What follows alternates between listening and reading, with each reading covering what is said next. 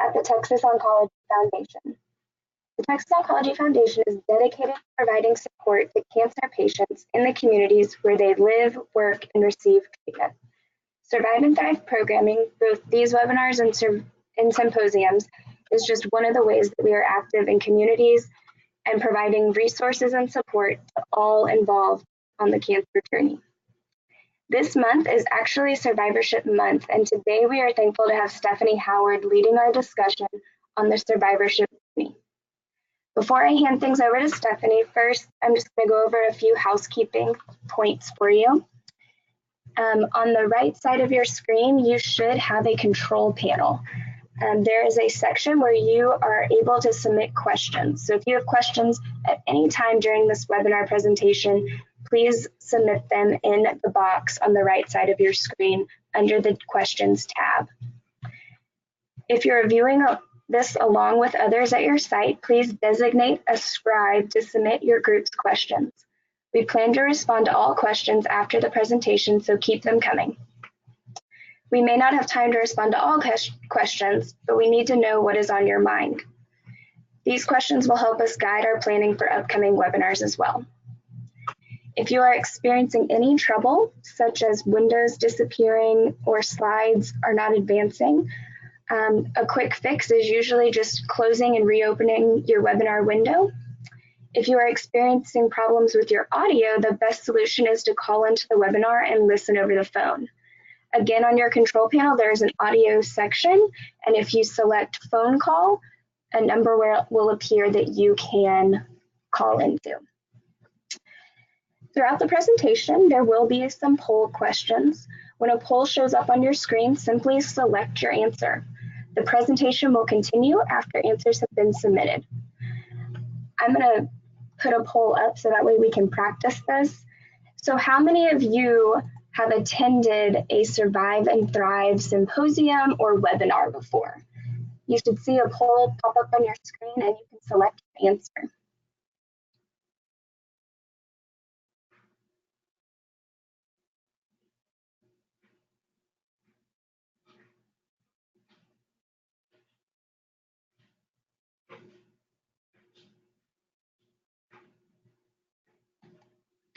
Wonderful. I'm excited to see that we have a lot of new attendees to our Survive and Thrive programming. That's amazing.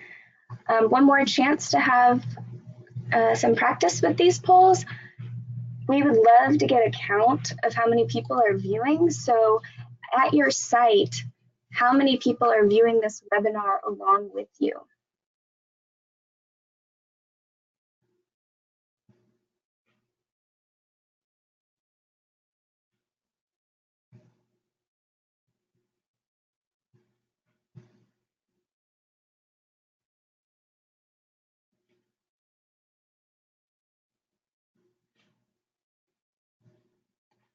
Wonderful. It looks like we have a few groups out there and then a handful of solo viewers. Lastly, this webinar is being recorded and the online archive will be available for viewing after tonight's live session. For all of those attending tonight, the recording will be sent to you in a follow-up email that you should receive tomorrow. And then after tomorrow, it will be stored on our Texas Oncology website that you can have access to. At this time, I would love to introduce you to Stephanie Howard, who is with us today. I've had the pleasure of meeting Stephanie during our Survive and Thrive symposiums in Austin earlier this year. She is such a strong and courageous woman. Her positive perspective completely energizes every room she enters. She is a light of encouragement to all that she comes in contact with. I've always enjoyed my time working alongside Stephanie, and I'm thrilled we all have the opportunity to hear from her now. So Stephanie, take it away. Well, thank you, Kelly, for that super sweet introduction. That's awesome. I think you've just made my entire day. Thank you. First off, let me just say happy Survivorship Month. I am so excited and honored to be part of this this symposium or this webinar. There's so much packed into the word. Hang on. Let's see if I can make sure I can. There we go. There's so much packed into the word survivorship. We're going to try to, peel back the layers of that onion today, but we might not get to it all, but we are definitely going to try. I'm also going to try to talk slow, because when I get excited about something, I have a tendency to go really, really fast, and I definitely don't want to do that today. But what I will share with you is my story, the impact that I feel like I'm making, and we're also going to talk about things like benefit finding, making an impact, what it means to have a helper's high, and truly at the end of the day, the power of your smile. I know it might sound corny, but go with me on this because it's really not. We'll conclude at the end with talking about how you can make an impact. So as we jump in, I am going to do a couple quick polls. I'd like to understand, who do we have on the webinar today? Survivor, caregiver, doctor, nurse, admin, other. Just trying to get a good feel for, who I am talking to when I talk to my screen. Clearly webinars are sometimes challenging because, you can't understand who's on the receiving end.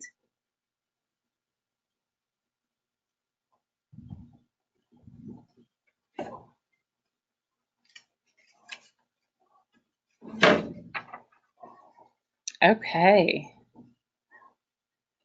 It looks like we have the majority as survivors, which is awesome because it just feeds into everything that we're going to talk about today.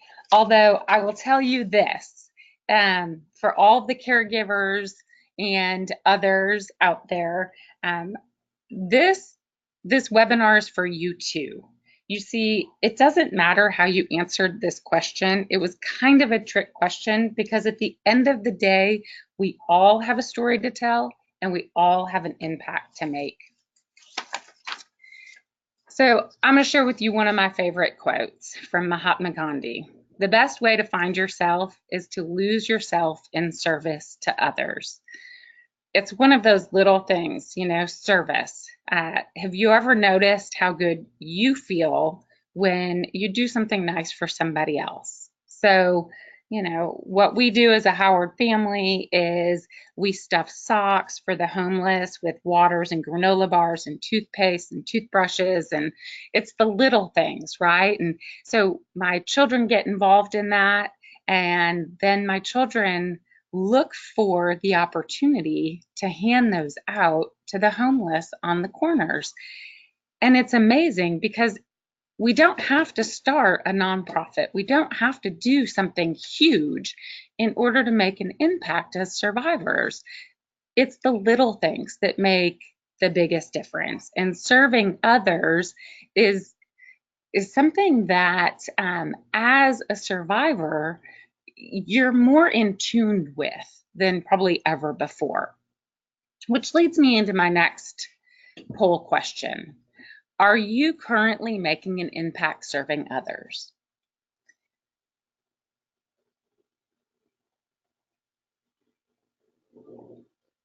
And I'm going to tell you, it's okay to say no. It's okay to say no because you're on this call today and maybe you don't know how, maybe you're not ready. I went many, many years not serving others, and that's okay. So we're going to touch on ways to get involved and be involved. But if you answered yes, if you could take a minute sometime during this webinar and go to the questions box and share with us what you're doing.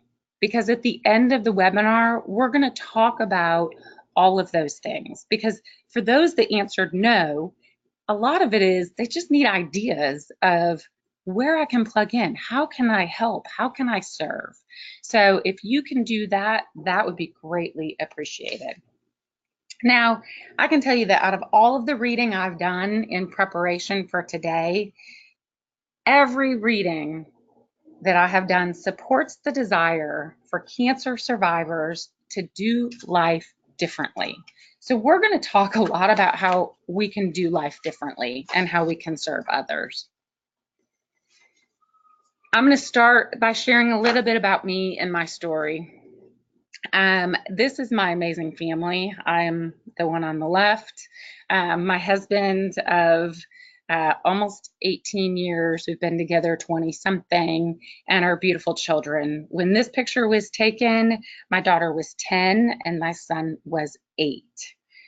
Now, I share this picture with you because I want you to take a good look at this picture, which leads me then into my next poll question, which is, when looking at the picture, do we look happy?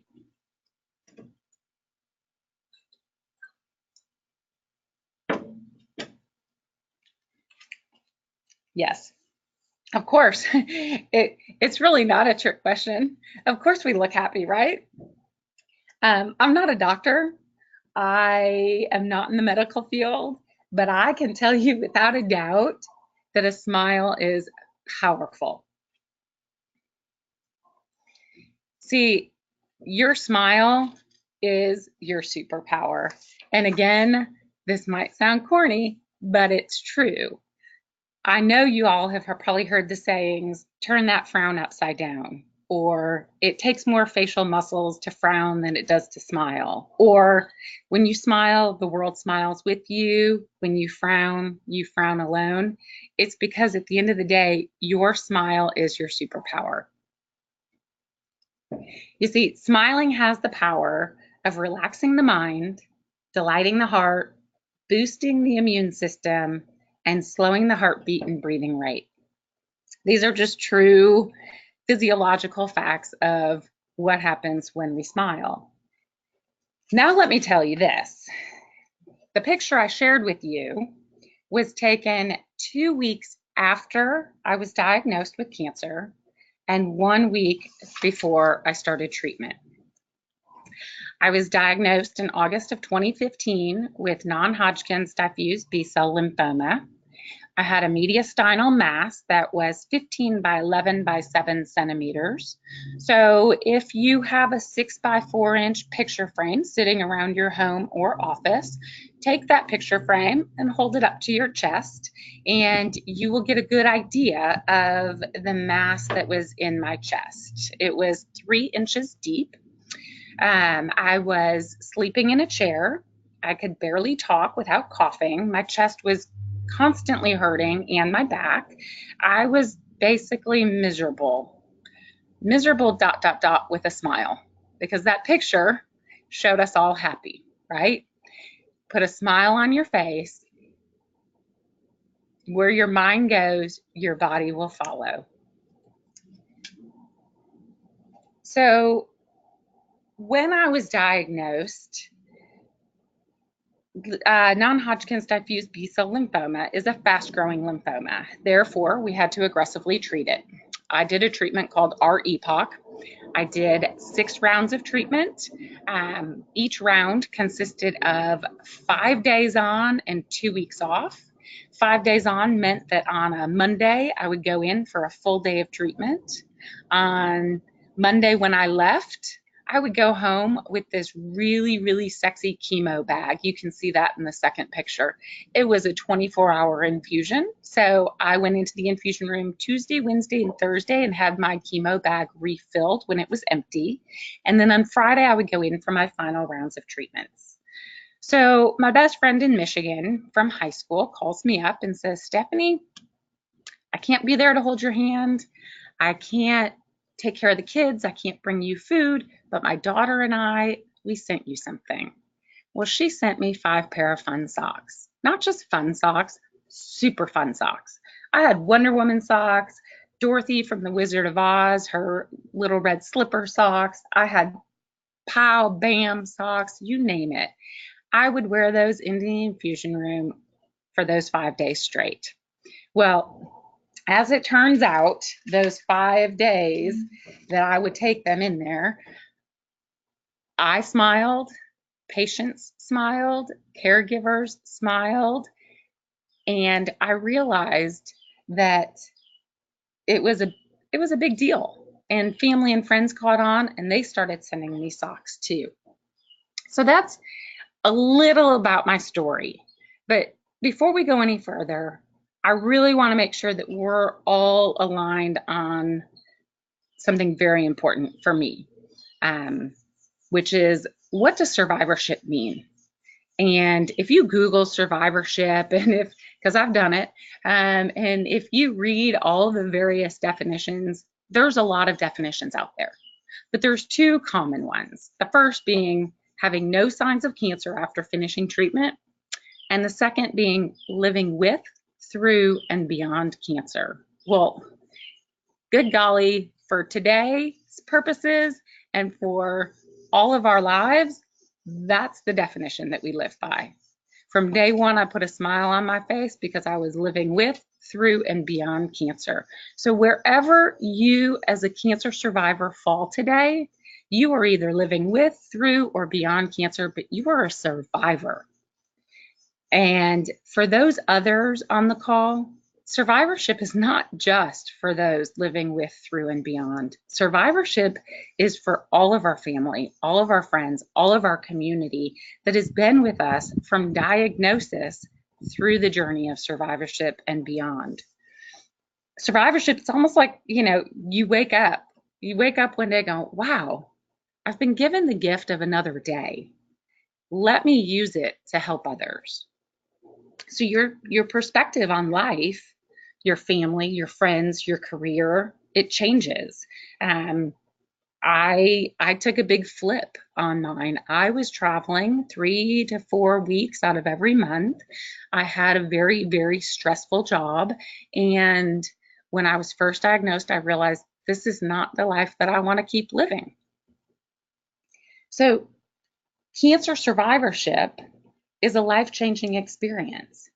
So it's common for survivors to use that experience to want to better themselves, right? Like, we want to be better people. We want to set our goals high. I ran my first CAP 10K with my daughter. If you asked me 5 years ago, would I ever run a CAP 10K? I would say no, and I would run in the opposite direction because I'm not a runner. But I did. I got out there. My daughter said, would you do it with me, Mom? And I'm like, yes. And I got out there and I climbed that mountain. I climbed that mountain of the CAP 10K. Well, this process, there's a term for it. It's called benefit finding. And 90% of cancer survivors, in a study that was done by Psychology Today, 90% of cancer survivors are benefit finding. Benefit finding is positive psychological change experienced as a result of adversity and other challenges in order to rise to a higher level of functioning. So we're rising up. Cancer is not ever going to knock us down. We're rising up. I have to rise myself up every day post-treatment because PTSD for cancer survivorship, that's a real thing. Nobody tells you that in the beginning, right? But as a survivor, you have to put that smile on your face and say, I'm in it to win it, and I'm a survivor, and this is life-changing, and it's not going to get me down. So when we talk about benefit finding as it relates to, helping others and making an impact and sharing our story, it really boils down to 3 key areas. The first and foremost is really kindness, right? So kindness towards others causes us naturally to be happier. It improves our health. It lengthens our life. But what happens when we are kind to others and we give to others, like the sock story, we get what's called a helper's high. And a helper's high is a distinct physical sensation that we get when we help others. So when I was wearing my fun socks, I was, selfishly wearing them, but little did I know they were helping other people as well. And so it made me feel good. It made them feel good. People who volunteer tend to experience, this was interesting, fewer aches and pains, lowered anxiety and depression. So what happens when we have this helper's high is we're actually feeling stronger. So we're feeling stronger, more energetic, calmer, less depressed, feeling like we are making more of an impact. And it's allowing us to kind of pull up our bootstraps, whether you're living with, going through, or beyond cancer. So at the end of the day, the question is, can helping others really and truly help yourself?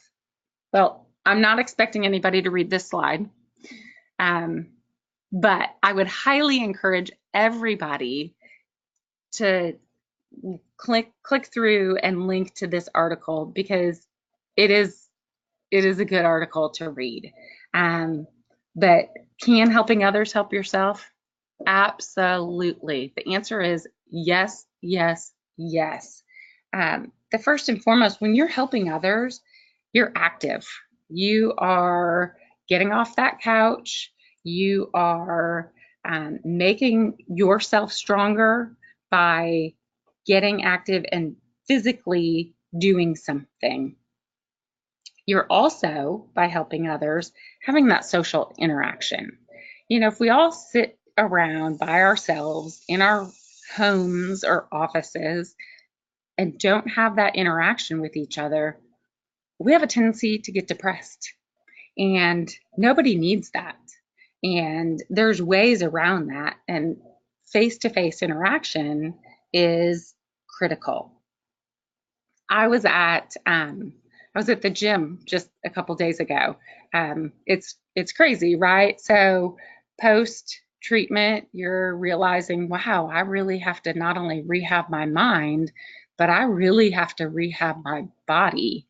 And I was at the gym, and I looked up on the wall at Gold's Gym, and it said, change your body, change your life, Gold's Gym. And I thought, wow, I'm prepping for this webinar about survivorship. And I thought, if I had to do this, I would add a line to the very front of it, and it would say, change your mind, change your body, change your life. Because where your mind goes, your body is going to follow. I didn't always want to get up in the morning and go to the gym, but I've been consistently going for the last week and a half. And a lot of the post-traumatic stress anxiety that I have had is getting better. It's because I'm physically active, and it's helping curb all of what I call the devil in my head of worrying that cancer is going to come back. When I get a cough or a pain in my chest or a pain in my back, is it coming back? You know what? Change your mind, change your body, change your life. And that's what we're doing. So helping others absolutely helps ourselves, because there's a physical element to it and there's a social element to it.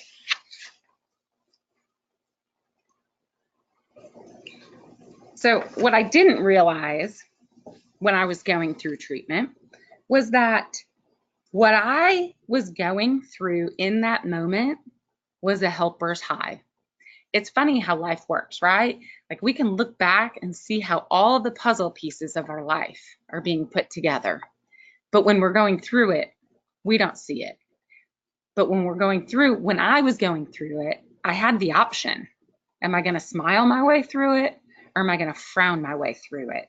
And so looking back, I can say, oh, what I was going through was a helper's high.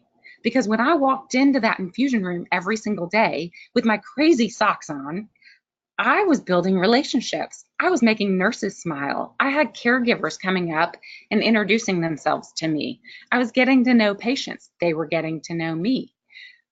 I realized something during my first couple of rounds of treatment, which was these socks selfishly are making me happy, but they're making other people happy too. And it's something little. I actually gifted my first pair of socks when I was going through treatment to a gentleman in the infusion room.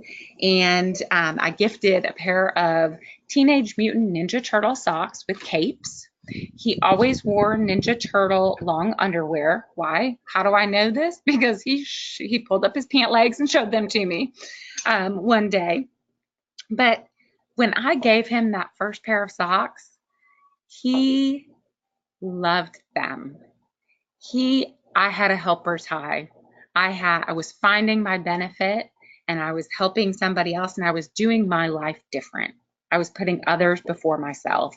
And I talked to his mom a number of times after that, and he said, she said, he wears those socks all the time. If they're not on his feet, they're in the washing machine.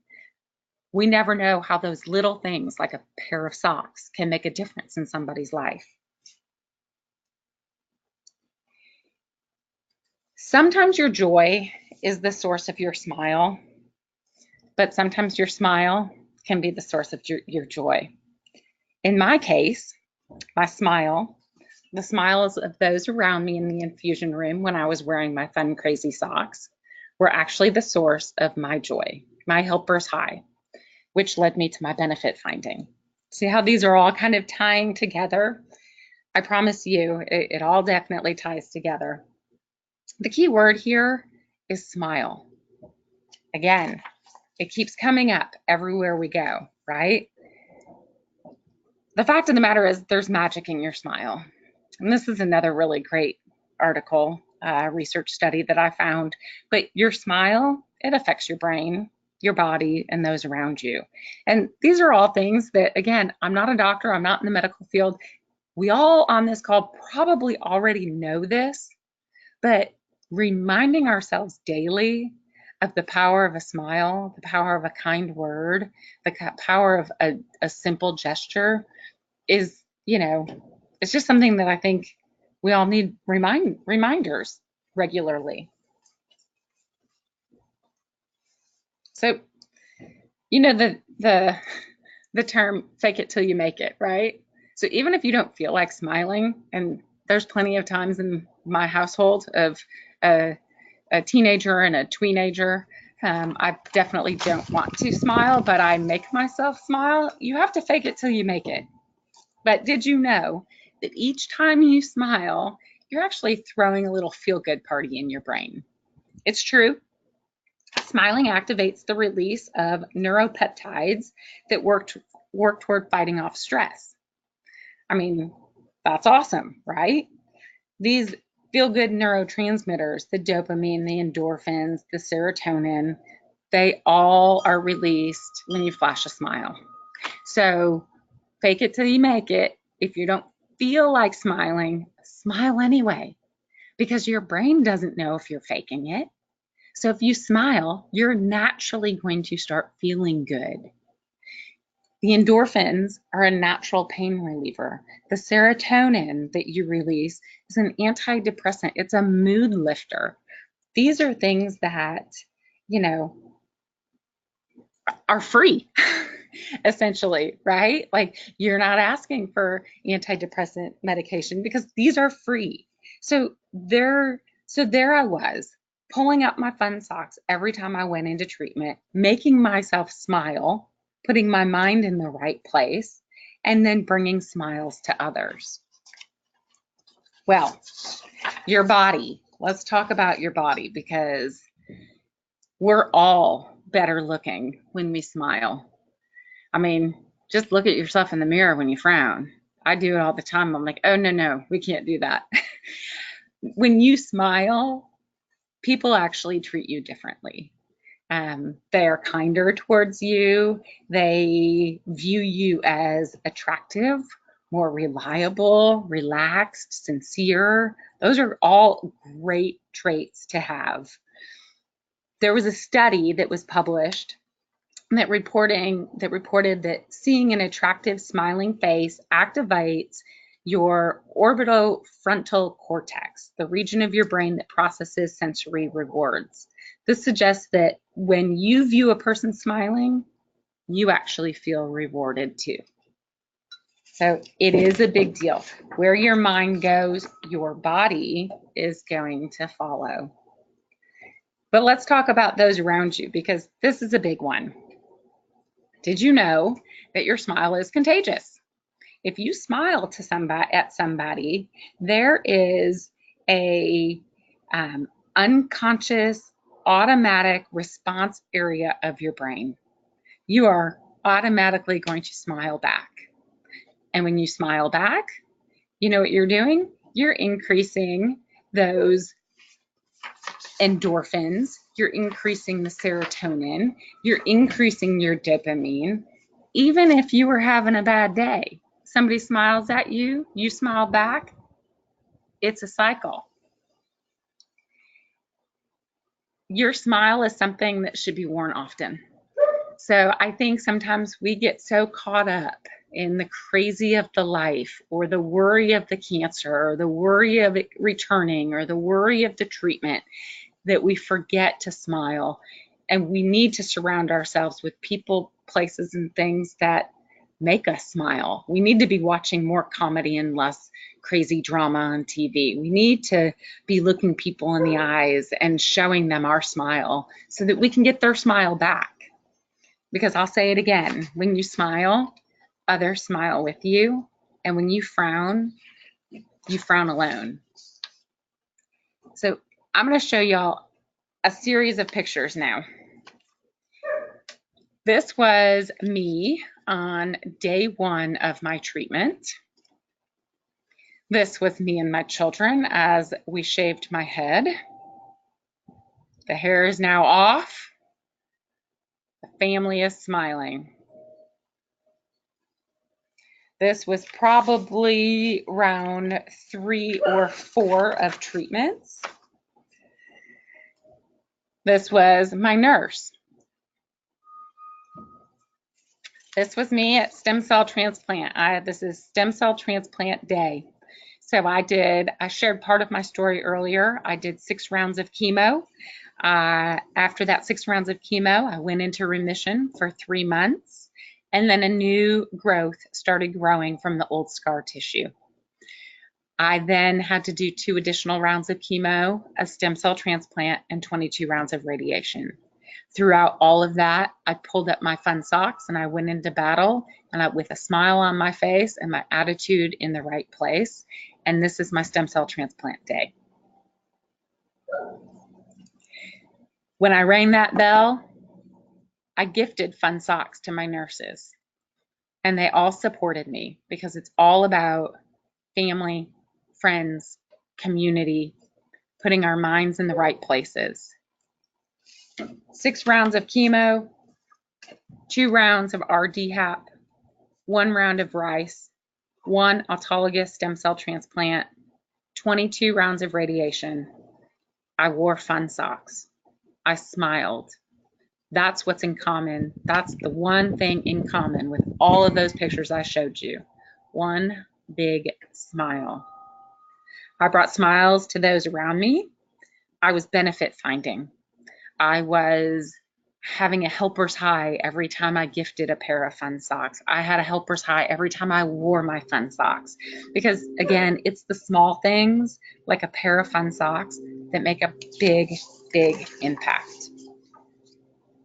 So it was during those treatments, it was during the stem cell treatment and the first 6 rounds that I realized these fun socks, there's something behind this. There's something behind the fun socks bringing smiles, because they were bringing joy. I took this as my mission and turned it into a nonprofit. So my story became how I'm impacting others. Triumphant Warrior is a nonprofit 501c3 organization. We're dedicated to bringing joy to cancer patients across the United States through the gift of fun socks. Because fun socks start conversations, they build relationships, and they really create a community of support for the patient. We started doing sock drives to gather fun socks for cancer patients last October. And we started distributing in October as well. And since October of last year, we have distributed over 2,000 pairs of fun socks to cancer patients in Central Texas. We've sent personal notes with socks to cancer patients in 14 states, and we are unstoppable. We're going to bring smiles to every cancer patient's feet. It might take us a couple years, but we're going to do it one patient at a time. It's simple, it's impactful, it's how I'm making an impact, and it's my benefit finding. Too often we underestimate the power of a touch, a smile, a kind word, a listening ear, an honest compliment, or the smallest act of caring, all of which have the potential to turn a life around. The key word in there is smile. Again, it's everywhere you go.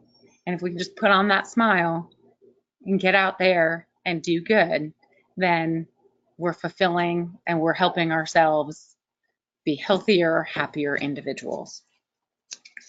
So this all boils down to, how can you make an impact? So I jotted down a few.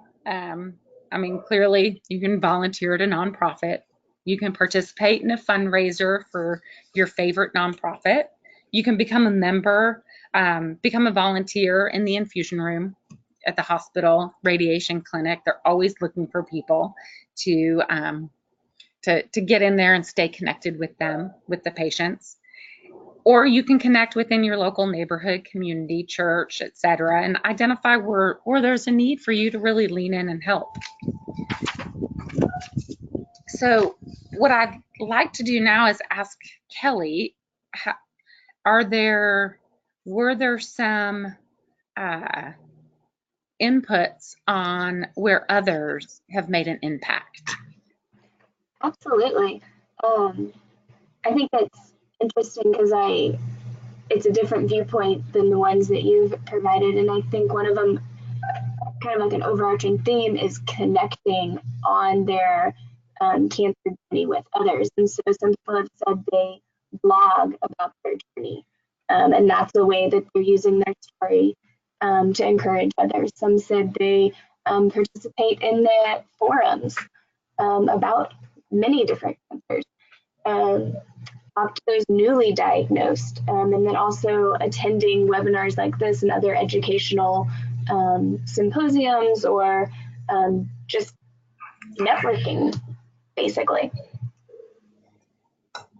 And I've gotten involved in an organization called Immerman Angels as well.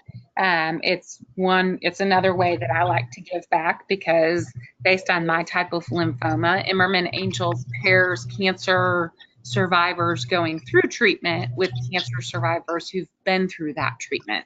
And so that's been a great way for me to also, again, I'm going to say it's selfish, because by helping others through their challenge, I'm helping myself. It's kind of like my own little psychology or psychologist, right? Because I get to pump somebody else up and help them through it. Mm-hmm.